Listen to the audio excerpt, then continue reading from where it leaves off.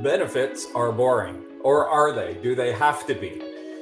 We are excited today to be talking about benefits. Funny thing to say, I know, but benefits are, as I talk to a lot of my business owners about, we have 7 negotiating buttons we can hit when we're looking to bring on and retain our talent, and benefits is one of those buttons. And I was just kind of saying before we started this live stream, I've been doing a ton of interviewing this week, and 40 to 50% of the people I've talked to the first conversation I've had with them, have asked me about the benefit package of the company in question. It is one of the top 3 topics on the mind of people that are thinking about changing jobs, especially after coming out of the pandemic. Benefits are important. My name is Corey Harlock. I am the creator of Key Hire. Welcome to the Key Hire show for small business. We're happy to have you here. Key Hire, we are a fractional talent planning and acquisition company.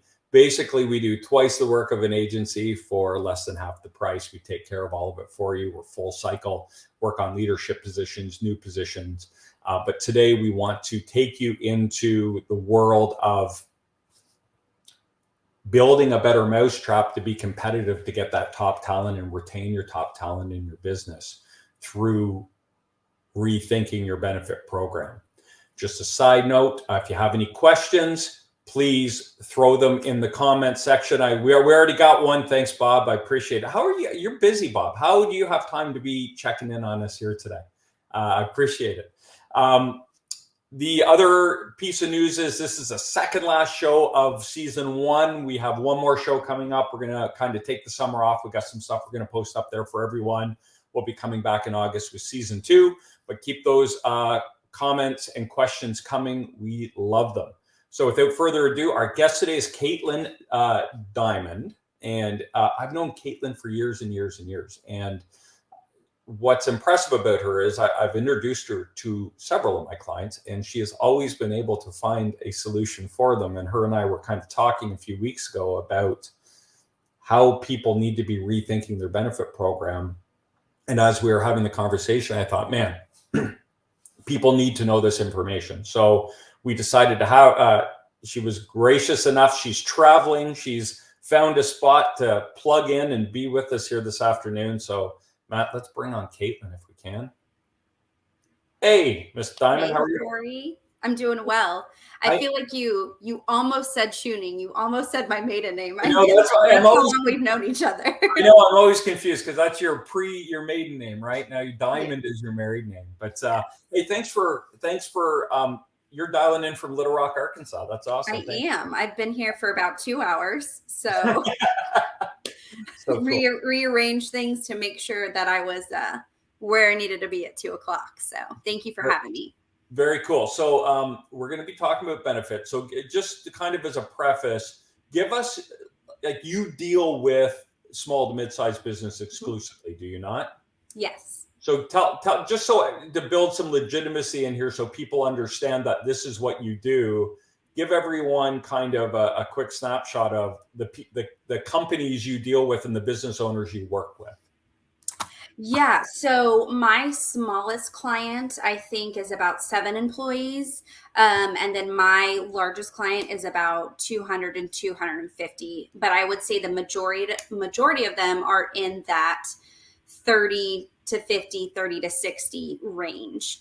And traditionally, when it comes to benefits, most small and mid-sized companies feel like they have very limited access and very limited options, right? Like, we think of benefits, it's medical, dental, vision, and that's all we care about. That's all we can afford. That's, what people are looking for, right? Is that what you hear? That, it's like, and this is the best plan we can get. Right. And it's the box we have, right? Exactly. It's a box, right? It's a small box. Traditionally, it's been a small box, right? You go to the BUCA carriers. When I say BUCA, that's Blue Cross, United Healthcare, Cigna, and Aetna. But I would say over the last, 10 years, and I've been in the HCM benefit space for the last, 8 to 10 years, and things have changed. There's a lot more options for business owners when it comes to the type of funding. So traditionally, most people think fully insured. There's, level funding, there's self-funding, and there's other carriers that are available to you with strategic and just outside of the box plans that you don't traditionally see. And a lot of brokers aren't showing to the smaller and mid-size organizations. So. And all that stuff you just talked about, I mean, business owners love to talk about that stuff. I mean, they're so passionate about it. That's me being sarcastic, right? I was like, are they though? Are they? And this is why I think this topic's so interesting. And I think, Matt, we just kind of covered the first question, right? Like, what are benefits as an overview?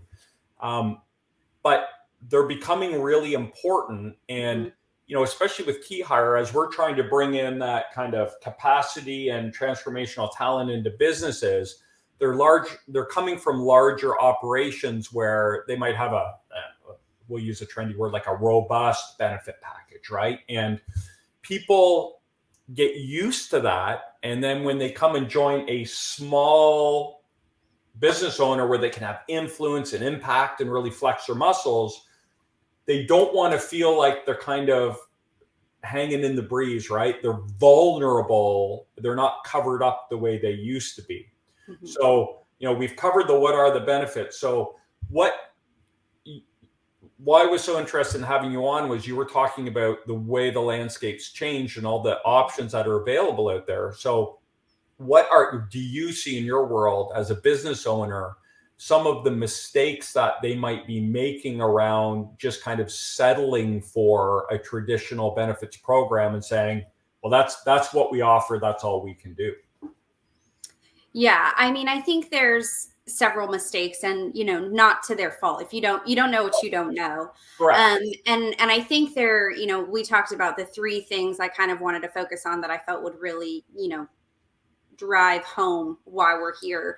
And typically I think when it comes time for a renewal or even implementing benefits, a lot of brokers don't go outside of the box. They're not thinking outside of the box. So therefore they present a business owner, a controller, an HR director with a spreadsheet of plans from those traditional carriers we talked about. And they're like, well, the premiums are really high because you may not have a ton of people on your plan. So let's go with a really terrible deductible and even more terrible out-of-pocket max to really low premium. For example, an HSA, high savings, health savings account came about several years ago. And that's kind of the road we went down to get premiums lower. And that's fine. And that may work for some people. But what we're seeing is we're not having a lot of people jump on the plan because the benefits aren't that great. And so there are other things now, like I mentioned, level funding. It's not a fully insured, but it's not a true self-funded plan either. It's somewhere in the middle. But also we're seeing a lot more self-funding, which I won't get into the nuances of that, but just another option for companies that are really wanting to invest in their employees and who find employee benefits important, which I think I cannot stress enough. I know it's my job and you know it, but employee benefits are important. They should be thinking it's important because it is a huge negotiating tool for them if they want to get people into their business and keep people in their business. And you want your people to feel like they're important to you, right? Like I know organizations have bottom lines, all these things, but if you're not keeping people, man, that turnover costs, so it all goes into that. So really just the out of the box of the actual health benefits. There are different carriers out there. I work with one carrier and it's a crazy name. I'm going to throw it out there because the name is so funny and people will get a laugh. Gravy. The carrier, that is the name of the carrier. It's called Gravy. But I'll tell you what, I have several companies with them and they love them. And the plans they're not traditional, but they work for this organization. No one had ever showed them to them before. And they have more people coming on the plan this year. I mean, there's just so many options when it comes to medical that's outside of your traditional medical. Okay, so that's cool. So we can go look and say medical is, I mean, everyone wants dental vision, right? That is a deal. And just to go back, I've talked to people that have wanted to leave companies because their benefit plan was so poor, right? Mhm. And as people go through their cycle of life, they have kids, they get married, they start having kids, benefits become important. Then as kids grow up and get off the plan and start going to school, maybe not so much. But then we start aging, or someone has a health issue. You know, we hear that all the time. Like, the benefit plan's really important because my spouse has a condition. Yeah. So that's one angle of it, is just making sure we take care of that, the medical, dental, vision side. Yeah, the medical piece, while keeping your employees top of mind, there's ways to keep your employees top of mind and your bottom line top of mind as well. And so I think it's important to make sure that you are working with someone that is looking outside of the traditional box for you. Mm-hmm. So what are some other things that might fall into the outside the box, the more untraditional methods that might be a tool you can leverage when it comes to attraction and retention? Absolutely. What we see, and I just got out of a open enrollment with one of my clients specifically, who was wanting to add some additional benefits that wouldn't necessarily cost the company any money, but that employees may be looking for. And when I say employee, millennials, we've all heard of the whole pet insurance thing. That's real. Like, Sure, people are looking for that. So if you can build, kind of two-part, a solid wellness program, and whether that's being, you incentivize them to go and get their annual physical with, putting a couple $100 in their HSA account, or incentivize them by giving them a gift, whatever it may be, building a wellness program is huge. And the second piece is building that word robust voluntary program, right? And that's where these voluntary benefits come in that the company doesn't necessarily have to pay for, but employees are looking for, meaning adding, additional life insurance options, because it's going to be much more affordable to the employee to get it through a company offering. Company doesn't have to pay for it, but they're getting it. Guarantee issues a lot higher, and they're more likely to enroll in it than, Sure. calling somebody to do all that outside of open enrollment. And so building, with additional life insurance, pet insurance, legal insurance, and that's a great example. My husband started a new job in December, and neither one of us had ever done legal assistance, because we don't need it, have never needed it, knock on wood. But in there, and it's a very low premium. In there, you're able to build your will and power of attorney and things like that. And you can do so you're paying your low premium every month, and it's included in that. And we were able to do all that online, got it notarized online. They send the portion of it to the county. And we've talked about it since we had our daughter for over two years almost. But we probably wouldn't have done it anytime soon if we didn't have access to that. So giving your employees access to things like that is huge. And it's not costing the company any money, but your employees have access to it at a lower cost than they would out on the open market. So that's another piece that we're seeing that kind of brings this whole health and wellness package together to make you more competitive.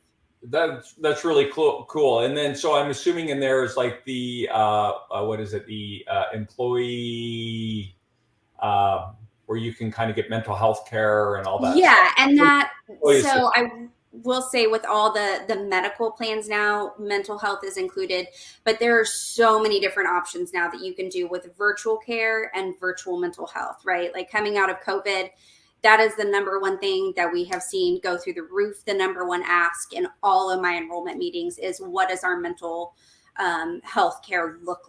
So part of that is packaged in your health piece, but there are so many add-ons that you can do. Now, whether that's, I would highly suggest that being company paid, because that's extremely important. Sure. But there are so many avenues for that now that almost all of my clients have added on because of what we've seen coming out of COVID. Mm-hmm. So here's an interesting question for you. Is it possible to create a plan where it's almost like a buffet, right? Where the employees can pick what's important to them versus the employer saying, here's the plan we're going to invest in, and we're going to try to get people to squeeze into the plan we think is the best. Or are there options now where you can say, look, here are the 10 things we have. You build the plan you want, and then that will generate a premium for you.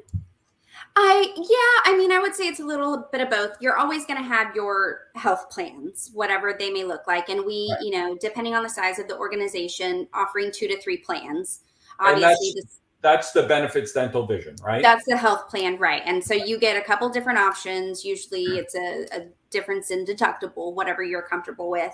But then everything else, you know, adding on dental and vision, if you want to do that, you can. And it's a pretty low premium. And then all of these other things we're talking about. So if you want to do pet insurance, if you want to do additional voluntary life insurance, if you want to do legal, you get to choose all of these things. The company doesn't force you to enroll in them.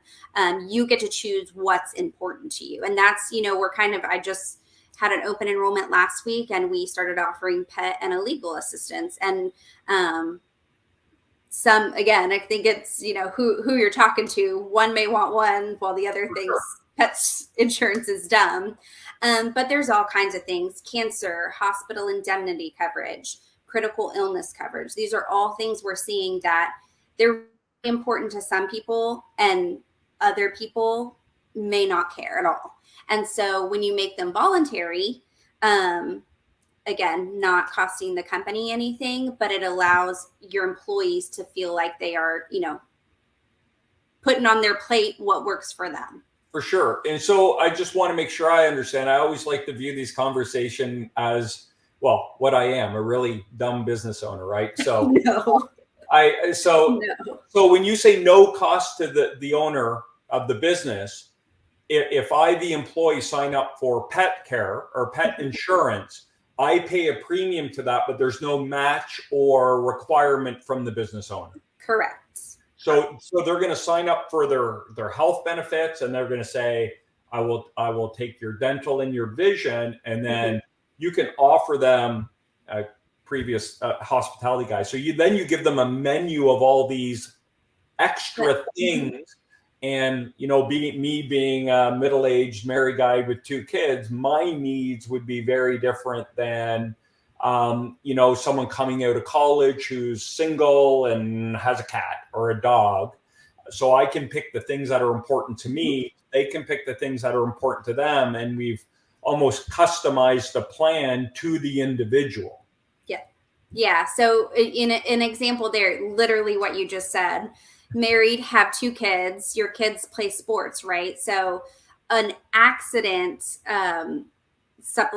ancillary package, I won't get into the details of that, may be important to you. Your kid falls, breaks his arm. We, you know, send it in. We have accident coverage. You get a check in the mail to help cover whatever. Sure. Somebody just getting out of college with a cat or a dog may be like, my cat or dog is my child, so I want pet insurance. So yes, you are able to choose one or the other or both. And that's the beauty, right, of being able to offer these voluntary packages, is because you can kind of, if you're offering 4 different things, you know, someone may want all 4, someone may want none, and someone may want someone in the middle. And I think the power in that is if a business owner, and I want to say takes the time, but I don't feel like there's a huge time investment, right? If they have the right broker and they're dealing with the right company, like, you know, you come in and say, hey, I'm walking through your business and I'm seeing a lot of diversity in terms of the people and your ages and all that good stuff. And we can put together something for you that is cost effective to you, but makes your employees feel like you're thinking, no matter who you sit down with and put the package in front of them, they're going to feel like, hey, you thought about me when you were talking to Katelynn about what can we offer. You didn't just say, give me the cheapest thing you have and we're going to roll that out. Yes, exactly. It gives your employees access to those things that they may not have access to on the open market, or would be much more expensive. And so exactly, like, I started a new company and I see that they have pet insurance and I'm like, fantastic. I have a dog. Like, this is wonderful. Right. Or, you know, I have children. We need that accident coverage, or we need whatever it may be, or I'm going to have children. So what can this legal assistance do for me? Can I, you know, create a will? Can I create a power of attorney? it's really cool. And it's funny because you've been doing this a long time. So you're like wired to think of it as the benefit to the company. But I'm wired to think of it as, okay, if For the I'm employee. bringing someone to this business owner or as a business owner in a negotiation with someone, they're really excited and they're going to ask, right? We can hope, oh, don't ask about benefits, or we can put a plan in place to say, ask me, because I want to be able to say, hey, this is really important to us. And we've really turned over every stone we can. And here's our base offering. And here's what you can how you can customize your own plan to take care of you and your family or your pet or whomever.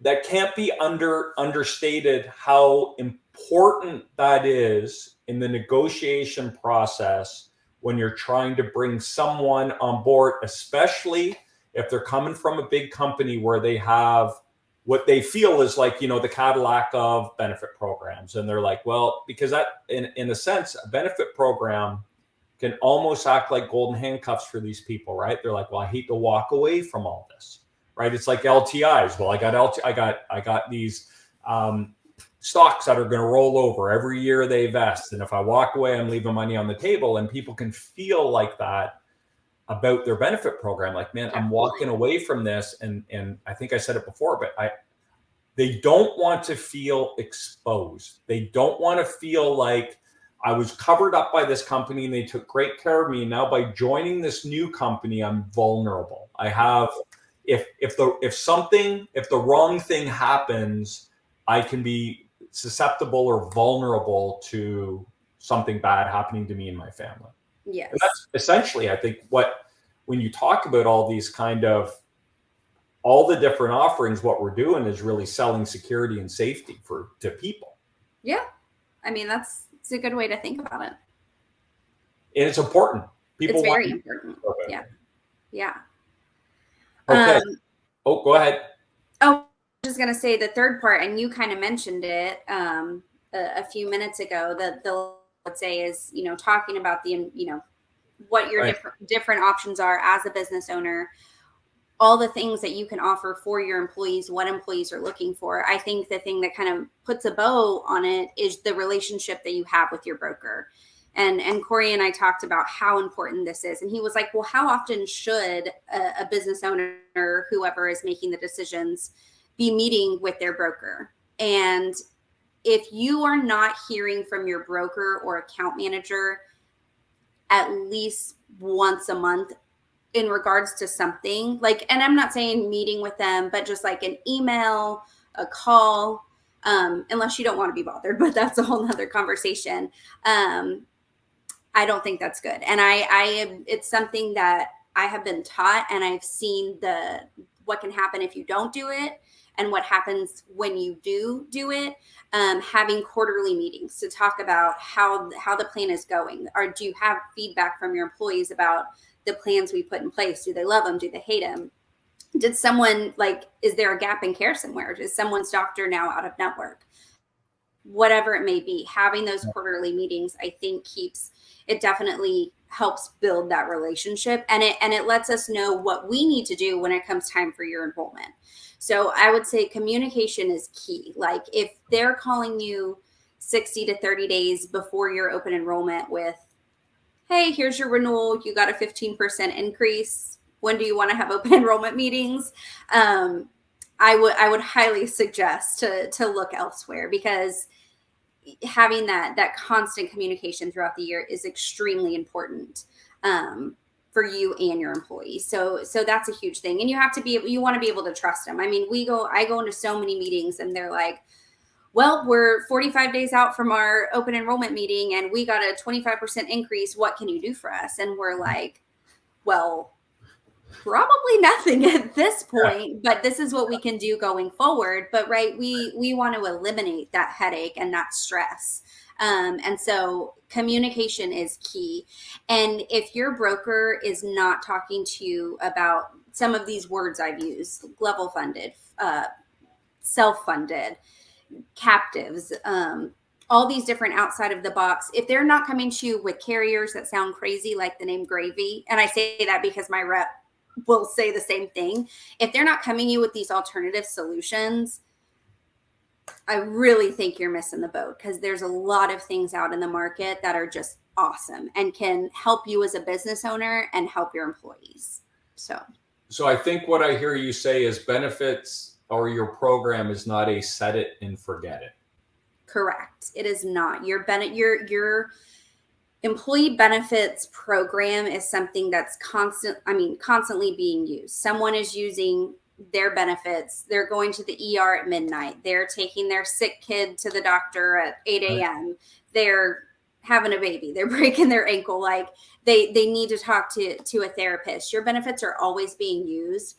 And if me as a broker, if I'm not getting feedback from my clients on, hey, I think we may have a gap here, or we've heard, we have a few people have asked about legal assistance. Like if I'm not having those conversations with my clients, another broker is. And so me as a broker, selfishly, like I do that because I want to make sure that my clients are happy. Like, right. And that's how you do it. It's the communication. It's the being in front of each other. It's not just me waiting for the phone to ring when something's wrong. Me and my team need to be proactive. And so I think that's huge. These are the reasons I love introducing you to my clients. And it's, as you're talking, the thought I had was, benefits, my impression is, and you'll correct me, but my impression is it's a very transactional deal for a lot of business owners. Like, I need them, just give them to me. And then I don't want to talk to you. I don't need you to sell me anything. We'll just let these roll. And then if my rates go up too high, I'll call someone else, right? I mean, you're correct. You're exactly right. And that's unfortunate, because it shouldn't be that way. Like if we're having these conversations, we know we have a lot of claims. We're probably going to get a high renewal. What can we do? What can we do to get these claims down? And the other thing I wanted to say, I knew there was one more thing I wanted to say. When it comes time for your open enrollment period with your employees, make sure whoever it is, your broker, your account managers, that they are either coming out on site and or doing webinars with your employees every year, even if your benefits aren't changing, because people forget how to utilize their benefits, or they don't use them correctly, or they don't use them when they should or how they should. And so the constant communication and education to your employees is huge, and it will play a major role in your claims and your renewals and everything like that. So that was the last part that I was like, there's one more thing I want to say. It's the education about your benefits to your employees. Cannot stress that enough. Well, and it feels to me what you're kind of doing, creating a movement almost. And it's funny because we had Chris Mansky on last podcast, and he was all about communication. He's wealth management, and his motto for his company is every client, every month as well, right? Like wealth managers show up on your birthday, they send you a card and talk about what else you have for me, right? But you're creating a movement around, and what I was saying before, like benefits have traditionally, they're commodity. It's a very transactional thing. But in hearing you talk, and in my experience, and that's why I think I like working with you so much, is it's not a commodity. It's a very personal, yes, interactive, living, breathing thing. And like you said, if people in your company they're utilizing the benefits and you don't know as a business owner, right? And so if it's just set it and forget it, and your people they're struggling with something and you don't even know about it. And so creating these conversations around, even having you come in and talk to people about the program, right? Mm-hmm. They might tell you something they wouldn't tell a business owner because they don't want to be vulnerable with the business owner, or they don't want to, feel like they're at risk or whatever. And constantly shaping this and working with your provider is a very powerful thing. And I think there's a movement happening, and business owners that are kind of the early adopters of this are understanding that this is an ongoing conversation now. And this is a really personal and customizable thing that we can be doing to not only take care of our people, but show them we give a shit, and we want to take care of them. And look at what we're doing, and we're going to make sure this resource is here for you. And we're following up on it. And so that's what I think I hear from you, right? It's like that's what's cool about what you do and the Insgroup does is you guys are more than just, we're huge and we can get you the best deal. It's, you guys are really around, okay, well, what are your needs? And let's build the best program for you, which is in line with what I do as well. And it's like, we're not just going to sell you the out of the box, off the shelf solution. Here, this is what we do for everyone. Everyone gets the fun is in the work and creating the right solution for what people need. Yes, exactly. You hit the nail on the head. That's exactly it. Woo! Got it. Awesome. Cool. So I'm a business owner and I'm listening to this and I think, man, I have been thinking about benefits all wrong. They're not boring. They're actually not really boring. Cool. And there's so much more I could be doing with them. What do I do? What's next? Well, you need to contact your broker if you are happy with that broker relationship. If you are not, my information will pop up at the end of this, but there it is right there. If you, and we get it, right? Some people have very long standing relationships with their broker. That can be a good thing. That can be a bad thing because they may not be up to date on what is best for your company. But regardless, reach out to your broker, reach out to me, whatever it may be, and get that conversation going. So, if you have a 1/1 renewal, right now is not too early to start talking about that. If you have a 10/1, if you have a mid-year, it's never too late to start talking about the changes that you want to make. Or even just if you listen to this and write down some buzzwords and I heard about this and I heard about this, what can we do? I say that is your number one move, because the last thing you want to do is wait until if you are a 1/1, which is most of what we see in the market, don't wait until October to do these. Some of these things take time and they take time educating your employees because it may be, a shift in what they're used to. So that would be my number one advice. Pick up the phone, send an email to your current broker, to myself. If you want to pick Corey's brain and see what he has to say about it, whoever it may be, what we say a trusted advisor, your advisor. Yeah, sure. That's my number one. Do that. Number two, make sure you're in communication with your advisor throughout the year. And number three, make sure you trust that advisor and make sure that you feel right about what they're doing for you and your employees. So yeah, they got to be out there, like you're saying. They should be talking to you every month, and they should probably be on site 2, 3, 4 times a year to visit you and help you out and talk to your folks and do all that good stuff. Yeah, I mean, there's I could talk for hours about all this, but there's just so many things that we can do for you to make sure your benefits are being utilized, and to educate your employees, and to just make sure that we're all on the same page with your plans, with your, could talk for hours, claims and all of that. So just communication is huge. So number one, pick up the phone, call your broker, call myself. Let's have a conversation. And even if you're not their broker, but they want to pick your brain, can they still call you? Absolutely. Please call me, send me an email, hit me up on LinkedIn. I would love to have a conversation. Okay, so how do we get in touch with you? Matt's been flashing it around here, but let's do it one more time. How do we get in touch with you, Katelynn? Yes, my email was up here, Katelynn.Diamond at Insgroup. Oh, it's Insgroup.net. Sorry, Matt. Katelynn.Diamond at Insgroup.net. Hold on. He's gonna repair it. That was very quick. I'm impressed. Awesome. I'm very impressed. You're on LinkedIn as well. I am on LinkedIn. Yes. Katelynn Diamond. That is me. Hit you up on LinkedIn, message you, email. And if you want to learn more about the Insgroup, you can go to the website.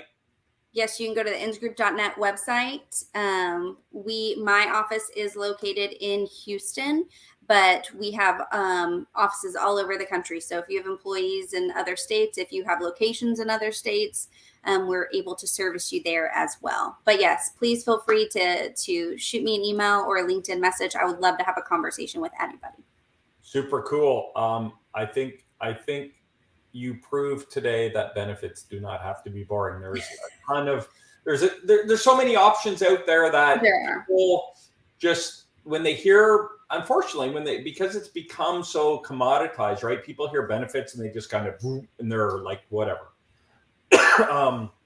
But they need to rethink it. It's important. It's important on a number of levels. It's important in my world as an attraction and retention, but it's also from an operational standpoint, showing your employees you give a shit and care about them and want to make sure they're taken care of so they can remain happy and productive workers is important too. Yep, exactly. I could keep going, like I said. So yes, that's exactly right. Awesome. Well, thank you so much for your time today. I appreciate you squeezing us in. Thank you, Corey. I appreciate it. We'll talk soon. Yes. Katelynn Diamond, she's awesome. If you like what you heard, I absolutely recommend just picking her brain. Small businesses, she understands your needs and can help customize and tailor a program for you. As we mentioned, what's coming up here. So if you want to get in touch with Key Hire, if you have some talent strategy or acquisition needs, you need to upgrade a role, create a new role, create a entire strategy, you can schedule a consultation with us on our website. You can email me directly, Matt, Corey at keyhire.solutions. You can hit us up on our LinkedIn page. Oh, there's the email. You can hit us up on our LinkedIn page. Follow us on LinkedIn. Don't forget to, if you like what you're hearing, subscribe and to the podcast, to the YouTube station. We're on all the major platforms. Give us some love, subscribe, share it, send it to a business owner or a buddy you know that you think will be a benefit to them. We're doing this to help small business owners. Give them information they might not otherwise be having. We have one more episode coming up to wrap up season 1. Chuck Hendy is going to be our guest. He's my Vistage chair. He's a successful businessman, all-around good guy. So we'll be talking to Chuck in 3 weeks, I think. Looking forward to that. So until next time, everyone, thanks for tuning in, and stop grinding and start growing.